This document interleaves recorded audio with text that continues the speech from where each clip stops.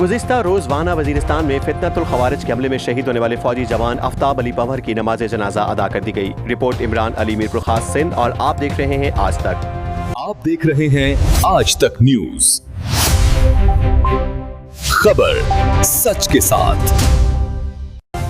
सूबाई वज़ीर सकाफत और सयाहत नवादरात सैयद ज़ुल्फ़िकार अली शाह की नमाज जनाजा में शिरकत, खिराज अकीदत पेश। ब्रिगेडियर नौमान समेत दीगर अफसरान इलाका मकीनों की जनाजा नमाज में शिरकत। सूबाई वज़ीर सकाफत और सयाहत नवादरात सैयद ज़ुल्फ़िकार अली शाह ने शहीद जवान के अहले खाना से ताज़ियत का इज़हार किया। शहीद आफ्ताब अली पंवर ने वतन की खातिर जान का नजराना पेश करके अजीम कुर्बानी दी। सैयद ज़ुल्फ़िकार अली शाह का कहना था कि नौजवान आफ्ताब पंवर की शहादत पर वालिदैन समेत सब फ़ख्र महसूस करते हैं। मादरे वतन की हिफाजत के लिए जानों के नजराने देने वाले हमारे हीरो हैं। फितनतुल ख़वारिज के नापाक अज़ाइम हमारे जवान बहादुरी से नाकाम बना रहे हैं।